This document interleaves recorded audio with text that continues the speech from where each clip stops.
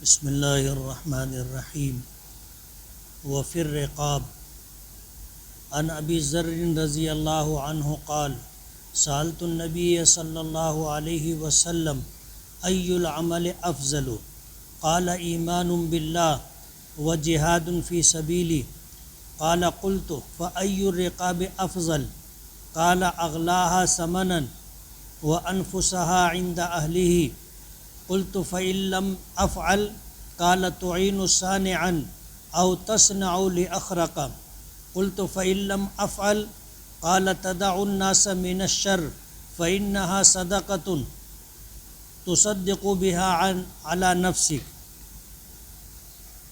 ترجمہ: حضرت ابو ذر رضی اللہ تعالی عنہ کہتے ہیں کہ میں نے نبی اکرم صلی اللہ علیہ وسلم سے دریافت کیا کہ کون سا عمل افضل ہے۔ فرمایا اللہ پر ایمان لانا اور اس کی راہ میں جہاد کرنا۔ میں نے پوچھا پھر کون سا غلام اچھا ہے آزاد کرنے کے لیے؟ فرمایا وہ جو زیادہ قیمتی اور مالک کے نزدیک پسندیدہ ہو۔ میں نے پوچھا کہ اگر میں یہ کام نہ کر سکوں تو؟ فرمایا کسی کام کرنے والے کی مدد کر دو یا نا تجربے کار نا واقف شخص کا کام کر دو۔ میں نے پھر سوال کیا کہ اگر یہ بھی نہ کر سکوں تو؟ فرمایا کہ لوگوں کو تکلیف مت پہنچانا، یہ بھی ایک طرح کا صدقہ ہوگا جو تم اپنے لیے کرو گے۔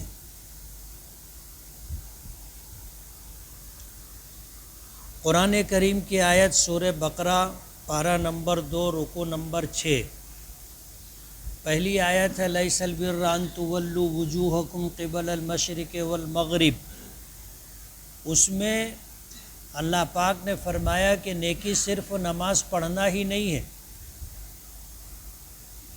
وَلَكِنَّ الْبِرَّ مَنْ آمَنَ بِاللَّهِ۔ اس کے بعد تفصیل سے ذکر کیا کہ نماز کے علاوہ بھی اور کیا کیا کام نیکی۔ اس میں ایک نیکی کا ذکر کیا وفی الرقاب، گردنوں کا آزاد کرنا، غلاموں کا، باندیوں کا آزاد کرنا۔ اسلامی احکام میں اگر ایسے دو ملکوں، دو قوموں کے درمیان، دو علاقے کے درمیان اگر جنگ ہوتی ہے جن کے درمیان کوئی معاہدہ نہ ہو قیدیوں سے متعلق، تو اس جنگ میں جو لوگ گرفتار کیے جاتے ہیں وہ باندی غلام بنتے ہیں۔ اسلام ایک کامل و مکمل مذہب ہے، اس نے باندی اور غلاموں کے تعلق سے تفصیلی احکامات ذکر کیے جو دنیا کے کسی اور مذہب میں نہیں ملتے، اور غلاموں کا آزاد کرنا اسلام میں بہت بڑی نیکی ہے۔ یہی وجہ ہے کہ جتنے غلامی کی زندگی گزار رہے تھے باقاعدہ انہیں مسلمانوں نے آزاد کیا اور آزاد کروایا۔ آج دنیا میں غلام اور باندی ملتے نہیں ہیں، یہ سلسلہ ختم ہو گیا، لیکن احکامات باقی ہیں۔ قرآن کریم کی آیت میں اللہ نے فرمایا وفی الرقاب، غلام آزاد کرنا، یہ بھی بہت بڑی نیکی ہے۔ اور آپ دیکھو گے کچھ گناہ اور کوتاہیاں ایسی ہیں کہ اگر انسان سے سرزد ہو جائے تو اس کے گناہ اور وبال سے بچنے کے لیے کفارے کے طور پر غلام اور باندی کا آزاد کرنا بھی ہے۔ تو اسلام نے غلام اور باندی کو آزاد کرنا اور کروانا اسے نیکی کا عمل قرار دیا۔ حدیث میں نے پڑھی، حضرت ابو ذر رضی اللہ تعالی عنہ نبی کریم صلی اللہ علیہ وسلم سے پوچھتے ہیں ای العمل افضل۔ صحابہ کرام کا مزاج تھا، اسلام اس زمانے میں اس علاقے میں لوگوں کے لیے نیا مذہب تھا، یعنی زمانے جاہلیت سے چلے آ رہے تھے۔ حضرت عیسیٰ علی نبینا علیہ الصلاۃ والسلام کے دنیا سے جانے کے بعد 5-6 صدیاں گزر گئی، 500-600 سال گزر گئے، اللہ اور اس کے نبی کے احکامات کے متعلق دنیا ناواقف ہو گئی تھی، اور خاص طور پر جزیرۃ العرب. تو یہاں کے لوگوں کو اسلام کا، اللہ کے احکامات کا پتہ ہی نہیں تھا، اور زمانہ جاہلیت کہلاتا تھا. لوگ اتنے ناواقف اور اتنے جاہل تھے کہ انہیں کچھ پتہ ہی نہیں تھا. اور صحابہ جن لوگوں نے اسلام قبول کیا، ظاہر بات ہے ان کے لیے اسلام ایک نیا دین تھا، نیا مذہب تھا. تو اللہ کے رسول صلی اللہ علیہ وسلم سے لوگ پوچھا کرتے تھے. حضرت ابو ذر نے بھی حضور پاک صلی اللہ علیہ وسلم سے پوچھا کہ کون سا عمل یا کون سی نیکی افضل ہے. صحابہ کرام پوچھتے تھے، اور نبی کریم صلی اللہ علیہ وسلم کا مزاج اور عادت شریفہ یہ تھی کہ پوچھنے والے کی منشا کیا ہے اور پوچھنے والے کی حالت کیا ہے، اس کو دیکھ کر کے آپ جواب دیا کرتے تھے. اگر کوئی آدمی ایسا تھا جو کھانا کھلانے میں، مہمان نوازی میں کمزور تھا، اور وہ پوچھے کہ ای العمل افضل، کون سا عمل افضل ہے، تو آپ نے فرمایا اطعام الطعام، لوگوں کو کھانا کھلانا. کسی کے متعلق اگر حضور کو پتہ تھا کہ یہ سلام کرنے میں کوتا ہے، کم لوگوں کو سلام کرتا ہے، اس نے پوچھا ای العمل افضل، کہ کون سا عمل افضل ہے، تو حضور نے فرمایا افشاء السلام، سلام کو عام کرنا. سلم علی من عرفت ومن لم تعرف، کہ تم سب کو سلام کرو، چاہے تم اسے پہچانتے ہو یا پہچانتے نہ ہو. آج بھی لوگوں کا مزاج ہے، سلام کس کو کرتے ہیں؟ جس کو پہچانتے ہیں. اور جس مسلمان سے تعلق نہ ہو، جان پہچان نہ ہو، جانتے ہیں کہ یہ مسلمان ہے پھر بھی سلام نہیں کرتے. سلام کو عام کرو. حضور نے فرمایا افشوا السلام بینکم تحاببتم، آپس میں سلام کو عام کرو، باہم محبت پیدا ہوگی. تو اگر کسی نے پوچھا کہ اللہ کے رسول کون سا عمل افضل ہے، فرمایا سلام کی کثرت. تو الگ الگ لوگوں کو حضور نے الگ الگ جواب میں رحمت فرمایا. حضرت ابو ذر رضی اللہ تعالیٰ عنہ مشہور صحابی ہیں، انہوں نے سوال کیا تو حضور نے عمومی جواب دیا، عمومی جواب جو سب کے لیے ہے، قیامت تک آنے والے ہر ایمان والے کے لیے.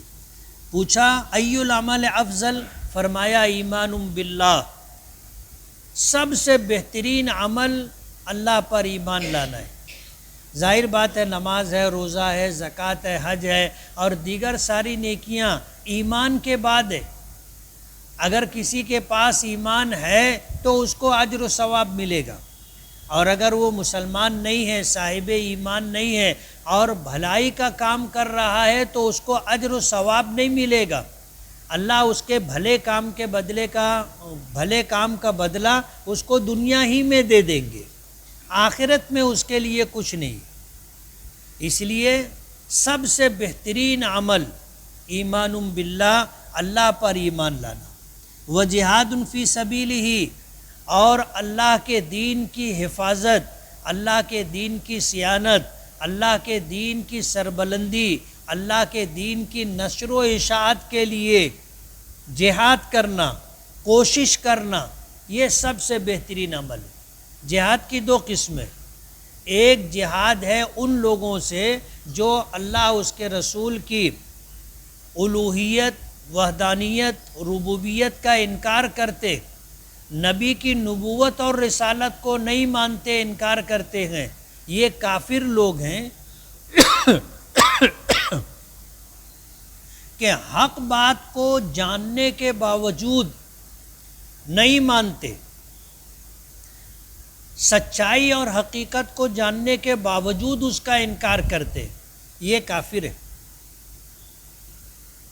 یہ کافر ہے. کافر کا لفظ یہ عربی زبان کا لفظ ہے. کفر کے معنی انکار کرنا، کافر کے معنی جان بوجھ کر کے انکار کرنے والا.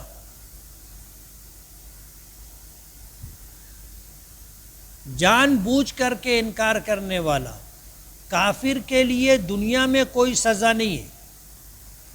حضور پاک صلی اللہ علیہ وسلم کے زمانے میں بھی کافر تھے، ہر کافر کو سزا دی جاتی ہو ایسا نہیں تھا۔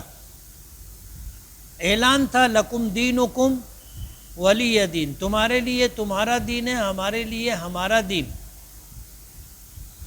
اور اعلاء کلمت اللہ اور اس کی حفاظت و صیانت کے لیے جو جنگیں ہوئی ہیں وہ مخصوص لوگوں کے ساتھ ہوئی، سارے کافروں کے ساتھ حضور نے جنگ نہیں کی۔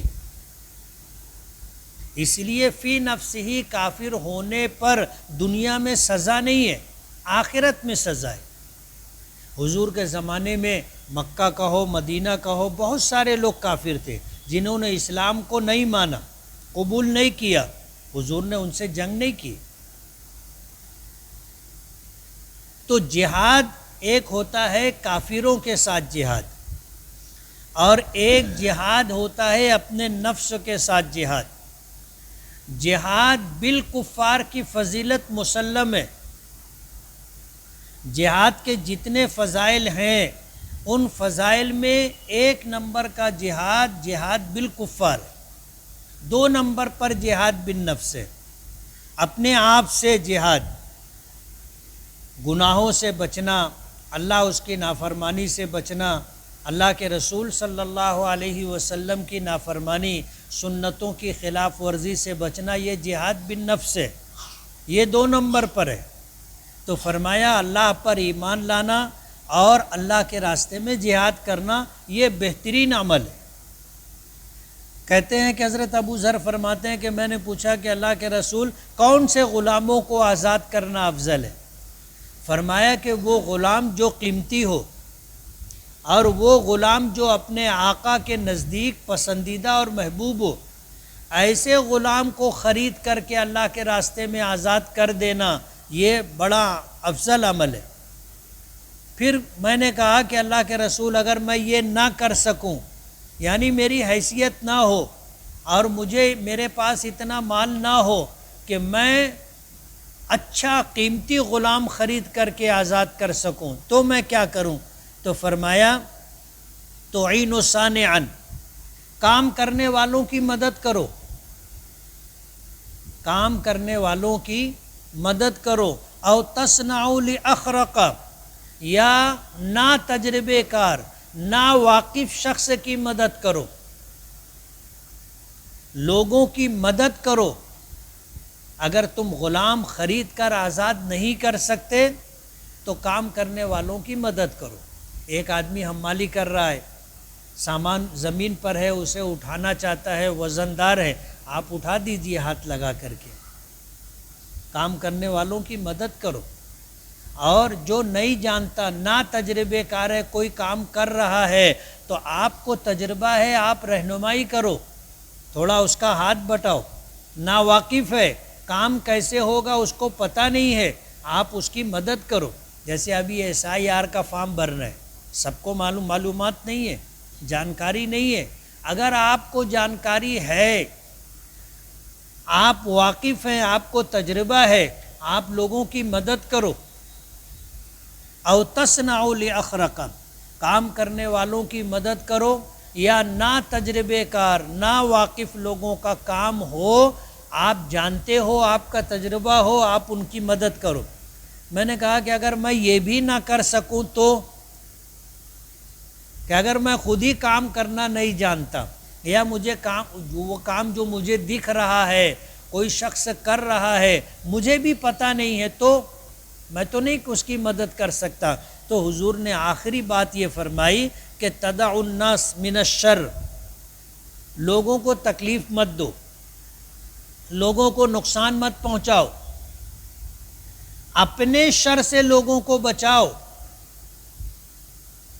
اگر تم نے لوگوں کو تکلیف دینا، پریشان کرنا چھوڑ دیا تو یہ بھی تمہاری طرف سے صدقہ ہے، اللہ اس پر صدقے کا ثواب دے گا۔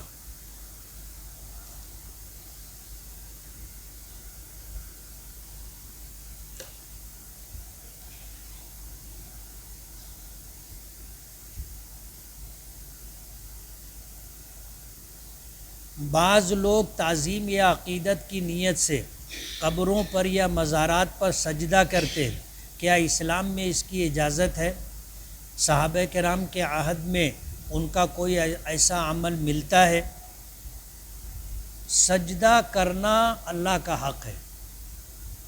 نبی کریم صلی اللہ علیہ وسلم نے فرمایا لو کنت آمر احدا ان یسجد لاحد لامرت النساء ان یسجدن لازواجہن، کہ اگر میں کسی کو سجدہ کرنے کا حکم دیتا، اجازت دیتا، تو میں بیویوں کو حکم دیتا کہ وہ اپنے شوہروں کو سجدہ کیا کریں۔ لیکن سجدہ اللہ کا حق ہے، اللہ کے علاوہ کسی کو سجدہ نہیں کیا جا سکتا، اسلام میں اس کی اجازت نہیں۔ صحابہ کرام نے اللہ کے رسول صلی اللہ علیہ وسلم سے عرض کیا تھا کہ اللہ کے رسول، جو بادشاہ ہوتے ہیں ان کی رعایا ان کو سجدہ کرتی ہے، آپ تو اللہ کے رسول ہیں، آپ سے بڑھ کر کے کس کا مقام و مرتبہ ہوگا، تو کیا ہم آپ کو سجدہ نہ کیا کریں؟ حضور نے فرمایا نہیں، آپ مجھے سجدہ نہیں کر سکتے۔ تو صحابہ کرام سے ایسا کوئی عمل نہیں ملتا کہ انہوں نے نبی کریم صلی اللہ علیہ وسلم کو سجدہ کیا۔ اس اندیشے کے پیش نظر حضور نے لوگوں صحابہ کرام کو منع کیا کہ تم میری قبر پر آنا تو سجدہ مت کرنا، منع کیا، اور اللہ سے دعا کی کہ زندگی میں تو میں نے لوگوں کو منع کر دیا، لیکن دنیا سے میرے جانے کے بعد میری قبر پر کوئی سجدہ کرے ایسے حالات مت بننے دینا۔ ظاہر بات ہے حضور پاک صلی اللہ علیہ وسلم سے بڑھ کر کے دنیا کا کوئی ولی، کوئی بزرگ نہیں ہو سکتا۔ جب حضور کو صحابہ نے سجدہ کرنا چاہا، حضور نے منع کر دیا، تو کسی اور کو کیسے سجدہ کر سکتے؟ میں مالیگاؤں سے دھولیا جاتا ہوں اور وہاں پہنچتے پہنچتے جمعہ کی نماز ختم ہو جاتی ہے۔ مجھے یہ بھی معلوم نہیں کہ کس مسجد میں کب جمعہ ہوتا ہے۔ ایسی صورت میں اکیلا ہوں تو کیا جمعہ کی نیت سے نماز پڑھوں یا ظہر کی نماز ادا کروں؟ پہلی بات تو یہ کہ جمعہ کے دن اگر سفر ہو تو جمعہ کی نماز کے بعد سفر کرنا چاہیے، جمعہ سے پہلے سفر نہیں کرنا چاہیے۔ اور اگر آپ جمعہ سے پہلے سفر کر رہے ہیں تو آپ اس طرح سفر کریں کہ آپ کا جمعہ نہ چھوٹے، یا تو راستے میں آپ کو جمعہ کی نماز مل جائے، یا جس مقام کا آپ سفر کر رہے ہیں وہاں جمعہ کی نماز سے پہلے پہنچ جائیں اور پھر وہاں باجماعت جمعہ کی نماز پڑھیں۔ جمعہ کی نماز کے لیے خطبہ اور جماعت شرط ہے، اور جماعت میں بھی امام کے علاوہ کم سے کم 3 مصلی ہونا چاہیے تو جمعہ پڑھا جائے گا، اور اگر امام کے علاوہ 2 مصلی ہیں یا 1 مصلی ہے تو جمعہ نہیں ہوگا۔ وہ لوگ ظہر کی نماز پڑھیں گے، ظہر کی نیت سے 4 رکعت نماز پڑھیں گے۔ میں نے ایک مرتبہ مغرب کی نماز میں امامت کی اور دوسری رکعت میں قاعدہ اولیٰ بھول کر بیٹھنے کے بجائے کھڑا ہو گیا۔ جب میں کھڑا ہو چکا تو فوراً یاد آیا کہ قاعدہ کرنا تھا، اس لیے میں دوبارہ بیٹھ گیا، اتحیات پڑھا، پھر تیسری رکعت مکمل کی، لیکن آخر میں سجدہ سہو نہیں کیا، سلام پھیر دیا۔ ایسی صورت میں میری نماز اور مقتدیوں کی نماز ہوئی یا نہیں؟ یہ نماز واجب الاعادہ ہے۔ 3 رکعت 4 رکعت والی نماز میں قاعدہ اولیٰ واجب ہے، اور مسئلہ ہے کہ اگر نماز میں کوئی واجب چھوٹ جائے تو سجدہ سہو کرنا پڑے گا۔ اب ظاہر بات ہے کہ آپ قاعدہ اولیٰ بھول کر کے کھڑے ہو گئے۔ اب جب کھڑے ہو گئے تو مسئلہ یہ ہے کہ آپ کا واجب چھوٹا تھا اور آپ تیسری رکعت کے لیے کھڑے ہو گئے، تو قاعدہ اولا واجب ہے اور تیسری رکعت فرض ہے۔ فقہا نے لکھا ہے کہ فرض کا درجہ واجب سے بڑھا ہوا ہے، تو فرض چھوڑ کر واجب کی طرف نہیں آئیں گے۔ یاد آنے کے بعد بیٹھنا نہیں چاہیے تھا۔ جب قاعدہ اولا بھول کر چھوٹ گیا تو آپ تیسری رکعت کے لیے کھڑے ہو گئے، تیسری رکعت پڑھیں، آگے بڑھے، واپس ہونے کی ضرورت نہیں ہے۔ لیکن اگر واپس ہو گئے اور تحیات پڑھ کر پھر تیسری رکعت کے لیے کھڑے ہوئے تو آخر میں سجدہ سہو کرنا تھا، آپ نے سجدہ سہو نہیں کیا، آپ کی نماز اور مقتدیوں کی نماز لوٹانا واجب ہے۔ آپ خود بھی نماز لوٹا لیجئے اور مقتدیوں کو بھی آپ بتا دیجئے کہ بھائی تم کو نماز لوٹانا ہے۔ کیا نفل نماز میں سورہ فاتحہ کے بعد کوئی سورت یا چند آیات پڑھنا ضروری ہے یا صرف سورہ فاتحہ پڑھ کر رکوع کر سکتے ہیں؟ نماز کوئی بھی ہو، فرض ہو یا واجب ہو، سورہ فاتحہ کے بعد فرض نماز میں پہلی اور دوسری رکعت کے بعد یا تو آپ کو سورت پڑھنا ہے یا چند آیتیں پڑھنا ہے، واجب ہے۔ بغیر صرف سورہ فاتحہ پر اکتفا نہیں کر سکتے، فرض کی پہلی دوسری رکعت میں سورہ فاتحہ کے بعد سورت کا پڑھنا یا چند آیتوں کا پڑھنا واجب ہے۔ وتر واجب ہو یا نفل نماز ہو، سنت نمازیں ہوں، تو ہر رکعت میں سورہ فاتحہ کے بعد کسی سورت کا پڑھنا یا چند آیتوں کا پڑھنا واجب ہے۔ نماز اگر نفل بھی ہے تو صرف سورہ فاتحہ پہ اکتفا نہیں کر سکتے۔ اگر آپ نے ایسا کیا تو نماز نہیں ہوگی، اور اگر بھول کر کے سورت یا چند آیتیں پڑھنا یہ عمل چھوٹ گیا تو آپ کو سجدہ سہو کرنا پڑے گا، تب نماز ہوگی، ورنہ نہیں۔ کیا نماز کے دوران سورہ فاتحہ کے بعد قرآن کریم کی سورت یا آیات کو قرآن میں دیکھ کر یا موبائل میں دیکھ کر پڑھنا درست ہے؟ درست نہیں ہے۔ امام اعظم ابو حنیفہ رحمۃ اللہ علیہ کے یہاں مسئلہ یہ ہے کہ آپ اگر نماز پڑھ رہے ہیں تو نماز میں سورہ فاتحہ کے بعد دیکھ کر قرآن پاک پڑھنا، یا موبائل میں چاہے قرآن میں دیکھو چاہے موبائل میں دیکھو، یہ عمل کثیر ہے، اس سے نماز فاسد ہو جائے گی۔ دوسرے اماموں کے یہاں اس کی گنجائش ہے، اسی لیے آپ نے دیکھا ہوگا کہ کچھ ممالک میں جہاں فقہ حنفی نہیں ہے وہاں لوگ تراویح میں جب تراویح کی نماز پڑھاتے ہیں تو سورہ فاتحہ کے بعد قرآن شریف یا موبائل دیکھ کر کے پڑھتے۔ امام اعظم ابو حنیفہ رحمۃ اللہ علیہ کا مسلک یہ ہے کہ یہ درست نہیں۔ میری بیوی نے نوٹری بنا کر طلاق لی پنچوں کی موجودگی میں، پھر 4 مہینے کے بعد کورٹ پہنچ کر کہتی ہے کہ مجھے مراٹھی پڑھنا نہیں آتا اور یہ طلاق دھوکے سے ہوئی ہے، تو ایسے میں طلاق کی کیا حیثیت ہے، ہوئی کہ نہیں ہوئی؟ اور کورٹ جانا کیسا ہے؟ طلاق ہو گئی، شوہر خود سے طلاق دے یا بیوی نے شوہر سے طلاق کا مطالبہ کیا، شوہر نے طلاق دے دی، طلاق واقع ہو گئی۔ اب ایک مرتبہ طلاق ہونے کے بعد جھوٹ بولنے سے، جیسا یہ عورت بول رہی ہے کہ مجھے مراٹھی پڑھنا نہیں آتا، کیا لکھا تھا مجھ کو معلوم نہیں، مجھ سے دستخط لے لیے یا شوہر، تو یہ بیوی کی بات کا اعتبار نہیں ہے۔ طلاق دینا شوہر کا اختیار ہے۔ شوہر نے اگر بیوی کے مطالبے پر طلاق دی ہو یا بغیر طلاق مانگے شوہر نے از خود طلاق دی ہو، طلاق واقع ہو گئی۔ کورٹ جا کر کے جھوٹ بول کر کے طلاق ختم نہیں ہوگی، دونوں میاں بیوی نہیں بنیں گے۔ اگر شوہر نے 3 طلاق نہیں دی ہے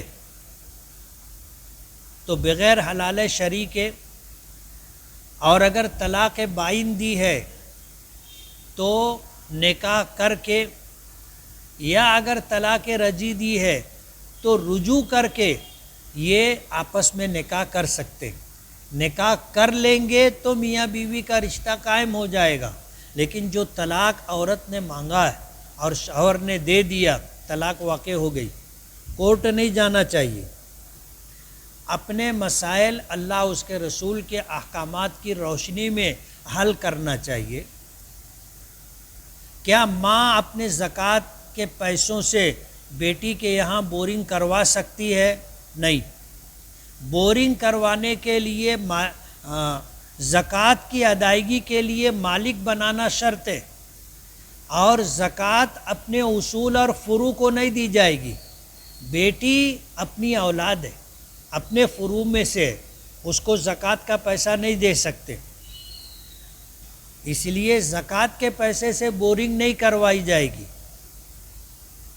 اگر آپ کو جو ہے بورنگ کروانا ہے تو اپنے اصول و فروع کے علاوہ دوسرے رشتہ دار یا غریب لوگوں کو آپ زکوٰۃ کا پیسہ دے کر مالک بنا دو، وہ اگر اس پیسے سے بورنگ کروانا چاہیں تو کروا سکتے، لیکن ہم بورنگ کروا کر کے زکوٰۃ کے پیسے سے ان کو بولے کہ یہ بورنگ میں نے کروا دی، زکوٰۃ ادا نہیں ہوگی۔ سنت غیر موقدہ، عصر سے پہلے کی 4 رکعت اور عشاء سے پہلے کی 4 رکعت سنت غیر موقدہ ہے، ایسا سنا ہے۔ ان 4 رکعتوں میں جو کہ سنت غیر موقدہ ہے، دوسری رکعت کے قاعدے میں اتحیات کے بعد درود شریف اور دعائے معصورہ بھی پڑھیں گے، اور جب کھڑے ہوں گے تیسری رکعت میں تو ثنا پڑھیں گے، پھر آخر قاعدے میں بھی اتحیات کے بعد درود شریف اور دعائے معصورہ پڑھیں گے۔ کیا یہ بات صحیح ہے؟ صحیح نہیں۔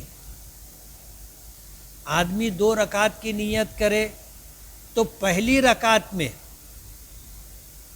وہ ثنا، اعوذ باللہ، بسم اللہ، اور اس کے بعد سورہ فاتحہ اور کوئی سورت پڑھے گا، اور اگر 3 یا 4 رکعت والی نماز پڑھ رہا ہے تو پہلی رکعت میں وہ ثنا، اعوذ باللہ، بسم اللہ پڑھے گا، تیسری رکعت میں ثنا نہیں پڑھے گا۔ اور اسی طرح اگر 3 یا 4 رکعت کی نیت کر کے نفل نماز یا فرض نماز پڑھ رہا ہے تو تیسری رکعت میں وہ ثنا نہیں پڑھے گا۔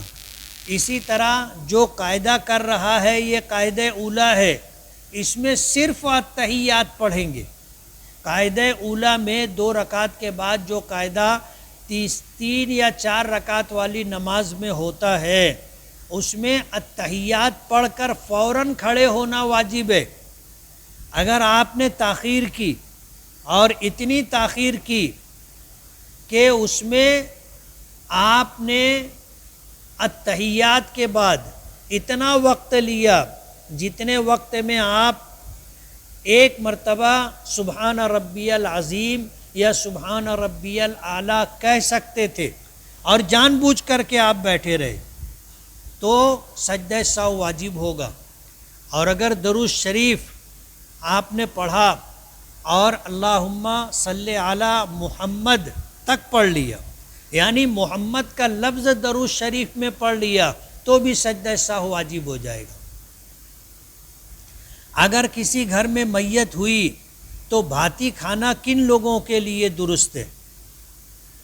بھاتی کا ضابطہ یہ ہے کہ جس کا انتقال ہوا ہے اس کا کھانا جس چولہے پر پکتا تھا، اس چولہے پر جتنے لوگوں کا کھانا پکتا ہے اتنے ہی لوگ بھاتی کھائیں گے، باقی لوگوں کو بھاتی نہیں کھانا چاہیے۔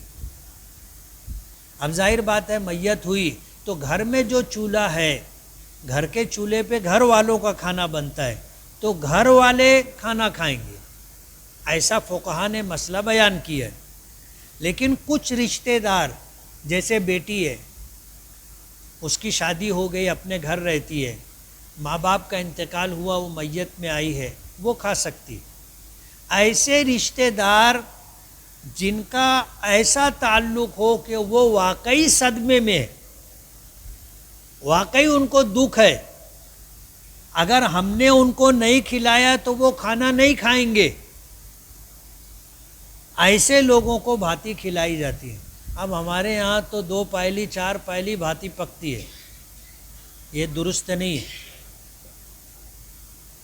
اسلام میں خون حرام ہے، خون پینا حرام ہے، لیکن جب کبھی ہمیں کوئی زخم لگتا ہے تو ہم فوراً منہ میں دبا لیتے ہیں. ایسا کرنا کیسا ہے؟ جائز نہیں.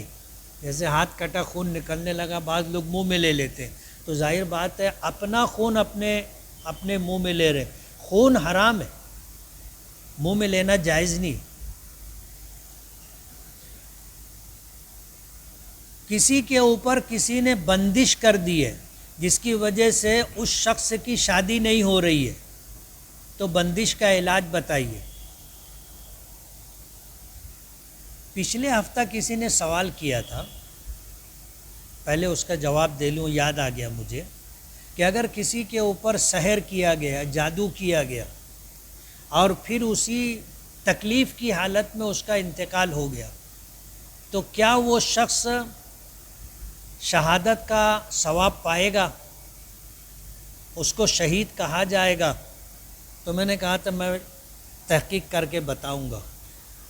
علماء نے لکھا ہے کہ اگر واقعی کسی کے اوپر جادو کیا گیا اور جادو کی وجہ سے اس کو جو تکلیف پریشانی تھی اور اسی تکلیف اور پریشانی کی وجہ سے اس کا انتقال ہو گیا، تو اس کو آخرت میں شہیدوں کا ثواب ملے گا. اب یہ جو سوال کسی نے کیا ہے کہ بندش کر دی ہے، شادی نہیں ہو رہی ہے، ایسا عموماً ہوتا نہیں ہے. لیکن اگر تم کو شک ہے یا کسی واقعی عامل نے بتایا کہ ہاں تم پر بندش ہے، تو علاج کروا لو، اور یہ جو واقعی عامل ہوگا وہ بتائے گا. عام طور پر عملیات کی لائن سے لوگ عامل نہیں ہوتے اور دعا تعویذ کرتے رہتے، ان کو پتہ نہیں ہوتا. یہ بھی ایک علم ہے، اور اس علم کے جاننے والے اور اس میں تجربہ رکھنے والے صحیح معنوں میں علاج کرتے. باقی عام طور پر جو لوگ کرتے وہ عامل نہیں ہوتے، لیکن کرنے لگ جاتے. کچھ لوگوں نے اس کو دھندا بھی بنا لیا ہے. اس لیے اگر واقعی بندش ہے تو علاج کروائیے کسی عامل سے، اور اگر آپ کو شک شبہ ہے، عامل سے علاج نہیں کروانا چاہتے، تو آپ ہر نماز کے بعد آیت الکرسی پڑھیے. صبح اور شام 1 مرتبہ آیت الکرسی، 3 مرتبہ قل هو اللہ، 3 مرتبہ قل اعوذ برب الفلق، 3 مرتبہ قل اعوذ برب الناس پڑھ کر کے اپنے اوپر دم کیجئے. اگر سحر جادو کا اثر ہوگا تو ختم ہو جائے گا. سورہ فلق اور سورہ ناس کا نزول جادو کو توڑنے اور ختم کرنے کے لیے ہوا. یہ بہت مجرب صورت ہے. نبی بخاری شریف کی روایت ہے، نبی کریم صلی اللہ علیہ وسلم پر لبید ابن عاصم نامی یہودی نے جادو کیا تھا. آپ کی داڑھی کے بال اور آپ کے کنگھی کے کچھ دانے جو ہوتے ہیں اس پر، اور جادو کر کے کھجور کے خوشے کے اوپر جو پرت ہوتی ہے، پردہ ہوتا ہے، اس میں لپیٹ کر کے ایک کنویں کے اندر پتھر کے نیچے دبا دیا تھا، جس کی وجہ سے حضور کو تکلیف رہتی تھی. حضور نے دعا کی، اللہ نے حضور کو خواب دکھایا. 2 فرشتے آئے اور ایک سرہانے کھڑا ہو گیا ایک پیر کی طرف. جو سرہانے کھڑا تھا اس نے اس فرشتے سے جو پیر کی طرف کھڑا تھا پوچھا کہ تم کو معلوم ہے اس شخص کو کیا ہوا ہے؟ تو اس نے کہا کہ نہیں. کہا کہ اس کے اوپر جادو کیا گیا ہے. پھر پوچھا تم کو معلوم ہے کس نے جادو کیا ہے؟ تو پیر کی طرف جو فرشتہ کھڑا تھا اس نے کہا کہ نہیں. تو کہا کہ لبید ابن عاصم نامی یہودی نے جادو کیا ہے. پھر اس نے پوچھا کہ تم کو یہ معلوم ہے کس چیز پر جادو کیا گیا ہے؟ بولے نہیں. تو فرمایا کہ اس شخص کے داڑھی کے بال اور کنگھی کے دندانوں پر. پھر پوچھا تم کو معلوم ہے کہ یہ چیز کہاں دبائی گئی ہے؟ تو اس فرشتے نے کہا کہ نہیں. تو اسی پوچھنے والے فرشتے نے کہا کہ فلاں کنویں کے اندر پتھر کے نیچے دبایا گیا ہے. حضور کی جب آنکھ کھلی تو حضور نے صحابہ کرام کو ساتھ میں لیا اور آپ اس کنویں پر تشریف لے گئے. اور وہاں جانے کے بعد آپ نے صحابہ کرام کو کنویں میں اتروایا تو اندر سے واقعی وہ چیز ملی جو خواب میں بتائی گئی تھی. آپ نے اسے نکلوایا اور اس کو جب کھولا گیا تو اس میں آپ کی داڑھی کے بال تھے جس پر 11 گرہ لگائی گئی تھی. تو سورہ فلق اور سورہ ناس کا نزول ہوا اور آپ نے جب یہ سورت پڑھنا شروع کی تو ہر آیت کے پڑھنے پر ایک گرہ کھل گئی. آپ سورہ فلق اور سورہ ناس میں دیکھو گے 11 آیتیں ہیں دونوں سورتوں میں ملا کر کے. تو یہ دونوں سورتیں سورہ فلق اور سورہ ناس جادو کو ختم کرنے کے لیے اور توڑنے کے لیے بہت مؤثر عمل ہے. یہ کرنا چاہیے. آپ کرو، اپنے اوپر دم کرو. انشاءاللہ اگر بندش ہوگی اور اس کی وجہ سے رشتہ نہیں ہو رہا ہوگا تو یہ تکلیف ختم ہو جائے گی. جمعہ کے بیان میں یا خطبے میں لوگ سو جاتے اور ایسا بتایا جاتا ہے کہ سونے سے وضو ٹوٹ جاتا ہے. تو کتنا سونے سے وضو ٹوٹ جاتا ہے؟ آدمی اگر مانڈی ڈال کر بیٹھا ہے جیسے میں بیٹھا ہوں اور آپ بیٹھے، اور ایسی حالت میں اگر آپ سوئے اور سونے میں جھونکا آیا اور اتنا جھونکا آیا کہ آپ کی بیٹھک یعنی سرین کا حصہ ایسے اٹھ گیا تو وضو ٹوٹ جائے گا. یا اگر آپ ٹیک لے کر کے سو رہے ہیں اور اتنی نیند آ گئی کہ وہ ٹیک اگر نکال لیا جائے تو آپ گر جائیں گے تو وضو ٹوٹ جائے گا.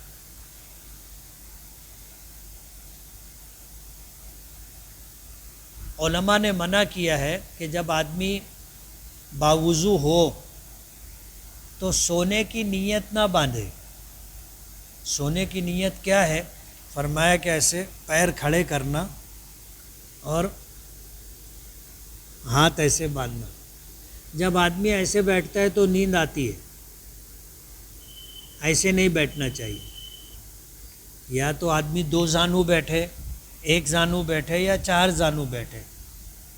اور اگر 4 زانو بیٹھا ہے اور نیند آئی اور اتنی نیند آئی کہ اب وہ ایسے اور سرین زمین سے اٹھ گئی تو وضو ٹوٹ جائے گا.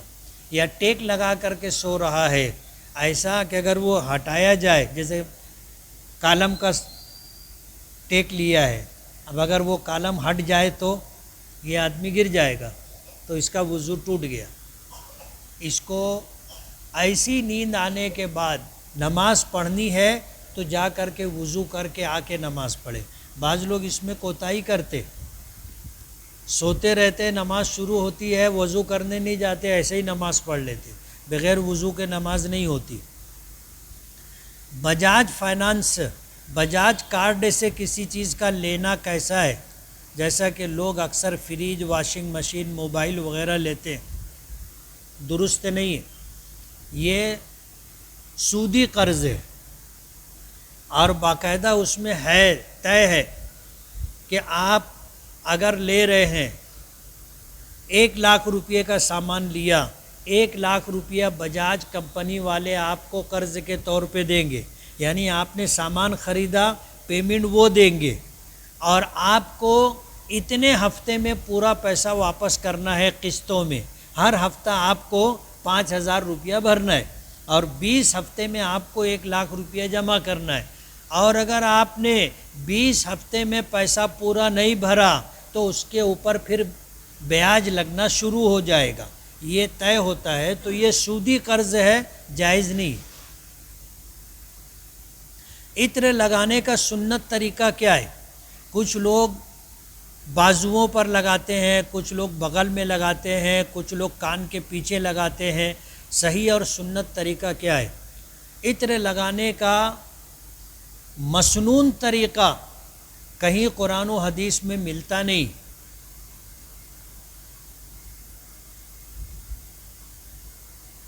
اس لیے عطر لگانے کا کوئی مسنون طریقہ نہیں ہے۔ عطر لگانا سنت ہے، اور حضور کو اس دنیا میں 3 چیزیں پسند تھی، اس میں ایک التعطر، خوشبو کا استعمال حضور کو بہت پسند تھا۔ تو آپ کیسے بھی خوشبو لگاؤ، سنت ادا ہو جائے گی، اس کے لیے کوئی طریقہ نہیں ہے۔ اسی طرح تیل لگانے کا بھی کوئی طریقہ نہیں۔ بعض لوگ کہتے ہیں تیل ہتھیلی پہ لینے کا، پھر اس کو بھاؤں پہ لگانے کا، پلک پہ لگانے کا، داڑھی پہ لگانے کا، پھر سر پہ لگانے کا۔ یہ بھی طریقہ کہیں حدیث میں ملتا نہیں، یہ لوگوں کا اپنا طریقہ ہے۔ بعض لوگ اس میں بزرگوں کا حوالہ دیتے ہیں کہ میں نے فلاں پیر صاحب کو دیکھا تھا، فلاں شیخ صاحب کو دیکھا تھا، فلاں مرشد کو دیکھا تھا کہ وہ ایسے عطر لگا رہے تھے اور ایسے تیل لگا رہے تھے۔ یہ ان کا اپنا عمل ہے۔ حضور پاک صلی اللہ علیہ وسلم سے عطر لگانے کا یا تیل لگانے کا کوئی مسنون طریقہ منقول نہیں۔ زوال کے وقت کچھ لوگ نفل نماز پڑھتے ہیں، اور کچھ لوگ زوال کا مکروہ وقت دیکھے بغیر نیت باندھ لیتے ہیں، خاص طور پر جمعہ کے دن۔ تو ایسے لوگوں کو نماز سے روکنا چاہیے، ان کو روکنا چاہیے، بتانا چاہیے، اس لیے کہ نبی کریم صلی اللہ علیہ وسلم نے سورج کے طلوع کے وقت، عین زوال کے وقت اور سورج کے غروب کے وقت نماز پڑھنے سے منع کیا، اور آپ نے فرمایا کہ شیطان اس موقع پر سامنے ہوتا ہے، نمازی کے سامنے ہوتا ہے۔ یا بعض روایتوں میں آتا ہے کہ وہ سورج نکلنے کے مقام پر اور سورج کے ڈوبنے کے مقام پر کھڑا ہوتا ہے۔ اس موقع پر اگر کوئی سجدہ کرتا ہے تو وہ کہتا ہے کہ مجھے سجدہ کیا جا رہا ہے، اس لیے منع کیا گیا۔ اس لیے اگر کسی کو وقت کا، زوال کا پتہ نہ ہو، آپ کو پتہ ہے تو آپ اسے روکیے، منع کیجیے۔ زید نے شادی کی، والدین اس کی بیوی کے ساتھ ظلم اور زیادتی کرتے تھے، جس کی وجہ سے زید ماں باپ سے الگ ہو گیا، اور والدین نے کچھ نہیں دیا۔ اس کے بعد بھی زید اپنے والدین کے ساتھ حسن سلوک کرتا رہا اور تعلقات کو باقی رکھنے کی کوشش کی، لیکن پھر بھی زیادتی کی وجہ سے زید نے ماں باپ سے دوری اختیار کر لی، الگ رہنے لگا۔ تو اب زید گنہگار ہوگا، اور اسی حالت میں اگر والدین کا انتقال ہو گیا تو کیا زید سے آخرت میں پوچھ ہوگی، پکڑ ہوگی؟ الگ ہونا گناہ نہیں ہے، شادی کے بعد والدین سے الگ رہنا گناہ نہیں ہے۔ گناہ والدین کے ساتھ حق کی ادائیگی میں کوتاہی کرنا گناہ ہے۔ ہمارے یہاں جو جوائنٹ فیملی ہے، یہ ہمارا کلچر ہو گیا، ہماری تہذیب ہو گئی، ورنہ دوسرے ملکوں میں جہاں مسلمان اچھی حالت میں ہیں، وہاں جب اپنے بیٹے کی شادی کرنی ہوتی ہے تو پہلے اس کے رہنے کا یہ الگ انتظام کرتے ہیں، اور نکاح کے بعد دلہن کو وہاں پہنچا دیتے کہ اب تم اپنا گھر بساؤ، کماؤ، کھاؤ، اور ہمارا بھی خیال رکھو۔ بس اب اگر آپ کو پتہ ہے کہ اب ساس اور سسر یا نند گھر کی بہو پر ظلم و زیادتی کر رہے ہیں، تو انصاف کا تقاضا یہ ہے کہ بیوی کو ان کے ظلم سے بچایا جائے۔ اگر ساتھ میں رہتے ہوئے ظلم ختم ہو سکتا ہے، انصاف ہو سکتا ہے تو ساتھ میں رہو۔ اگر نہیں ہو رہا ہے تو آپ الگ ہو سکتے ہو۔ الگ ہونا، الگ رہنا گناہ نہیں ہے۔ گناہ یہ ہے کہ تم چھوٹے تھے تو ماں باپ جو ہے تمہارے لیے کماتے تھے، تمہیں کھلاتے تھے، تمہاری تعلیم و تربیت پرورش کرتے تھے. اب اگر تم الگ ہو گئے، اب کمانے لگ گئے، ماں باپ کو اگر تمہاری ضرورت ہے تو کھانے پینے میں، کپڑے میں، علاج و معالجے میں آپ ان کی مدد کرو، ضرورت پوری کرو، یہ تم پر ضروری ہے. اگر یہ نہیں کر رہے ہو تو گنہگار ہو. اور اگر الگ رہ کر کے آپ ماں باپ کا خرچہ، علاج و معالجہ، کھانے پینے کی ضرورت کا خیال رکھتے ہو تو آپ گنہگار نہیں. میں نے خواب دیکھا ہے کہ مزدلفہ میں کنکری چن رہا ہوں. تعبیر کیا ہے؟ اگر آدمی خواب دیکھے کہ حج کر رہا ہے، خواب دیکھا کہ عمرہ کر رہا ہے، یا خواب دیکھے کہ حج عمرے کا کوئی عمل کر رہا ہے، تو یا تو اللہ پاک اسے اپنی بارگاہ کی حاضری نصیب فرمائیں گے، یا اس کا کوئی اچھا رکا بڑا کام ہو جائے گا جو رکا ہوا تھا. فرض نماز کی ایک رکعت امام کے ساتھ چھوٹ گئی. امام نے پہلی رکعت میں سورہ والضحیٰ کی تلاوت کی، دوسری رکعت میں سورہ الم تری کیف کی تلاوت کی، سورہ فیل کی. اب جس کی ایک رکعت چھوٹی ہے وہ امام کے سلام پھیرنے کے بعد اپنی چھوٹی ہوئی ایک رکعت پڑھنے کے لیے کھڑا ہوا تو سورہ فاتحہ کے بعد کون سی سورت پڑھے؟ سورہ والضحیٰ سے پہلے کی یا سورہ والضحیٰ اور فیل کے بعد کی؟ جب تک امام کے ساتھ ہیں تو امام کے تابع ہیں، امام کے پابند ہیں. جب امام نے سلام پھیر دیا تب مقتدی امام کے تابع نہیں ہے، آزاد ہو گیا، مستقل ہو گیا. اب جو پہلی رکعت وہ پڑھ رہا ہے اس میں مرضی سے جو سورت پڑھنا چاہے پڑھ سکتا ہے. سورہ والضحیٰ سے پہلے کی بھی پڑھ سکتا ہے اور سورہ والضحیٰ کے بعد کی بھی پڑھ سکتا ہے.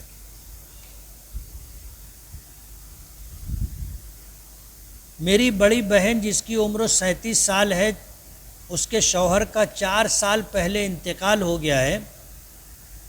5 بچے بچیاں ہیں. بہن کے سسر کا 30 سال پہلے اور ساس کا 15 سال پہلے انتقال ہو گیا، لیکن ابھی تک میراث تقسیم نہیں ہوئی ہے. میراث کا مطالبہ کرنے پر وہ لوگ چڑھائی کر رہے ہیں اور بہن کو ابھی تک ان لوگوں نے اپنے پاس ہی رکھا ہے. دوسرا نکاح کا پیغام آتا ہے تو نکاح نہیں ہونے دیتے. اس کے جیٹ اور دیور کا کہنا ہے کہ اگر تو دوسرا نکاح کرے گی تو ہم تجھے تیرے حصے کا، تیرے شوہر کا حصہ نہیں دیں گے. ایسی صورت میں کیا کرنا چاہیے؟ اگر یہ بات صحیح ہے کہ جیٹ اور دیور نکاح نہیں کرنے دے رہے، غلط کر رہے، نکاح کا پیغام آ رہا ہے، اچھا رشتہ ہو نکاح کر دینا چاہیے. بے نکاحی زندگی گزارنا اللہ اس کے رسول کے نزدیک اچھا عمل نہیں ہے. نکاح کر لینا چاہیے. اور اگر یہ عورت آپ کی بڑی بہن نکاح کرنا چاہتی ہے اور پھر اس کو جیٹ اور دیور یہ دھمکی دے کر کے نکاح کرنے سے روک رہے ہیں کہ تم اگر نکاح کرو گے تو تمہارے شوہر کا جو حصہ ان کے باپ اور ان کے ماں کے حصے میں سے ملنے والا ہے وہ ہم نہیں دیں گے، تو یہ ظلم ہے، ناانصافی ہے، زیادتی ہے. ایسا نہیں کر سکتے. ایک سوال ہے، اگلے ہفتے انشاءاللہ اس کا جواب دیں گے. بسم اللہ.